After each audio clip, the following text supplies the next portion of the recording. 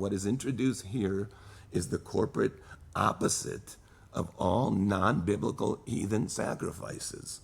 You look at what God is instituting here, and we'll see this as we go along. All other nations around Israel, they sacrificed to their false gods. Even though the sacrificial system originated with God. The Bible says God originally, offered the first sacrifices in Genesis 3, when animals had to die for Adam and Eve and cover their sins. God originated sacrifice. But see, sacrifices among heathen nations are idolatrous. It's like I choose my God, and I offer what I think is good for him, and that's what how people worship idols. They pick several churches. Well, I go to that church because I like this part, and I go to that church because I like what they do. And the Bible says that is completely unbiblical.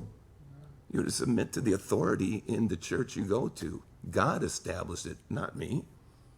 I don't go, well, I go to this church for their counseling. I go to that church for whatever they're going to give me, and I go there. I mean, people do that these days. But they're going to stand before God, and they're going to say, what are you doing? You're dividing. That was idolatry. All other sacrifices at the time were corruption of the true. People would set the table, so to speak, for their idol.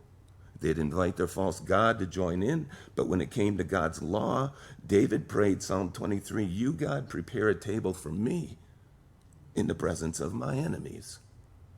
That is the big difference between God, who specifies what type of animal can be brought, you follow his rules, or you don't do it at all. Otherwise, you're an idolater.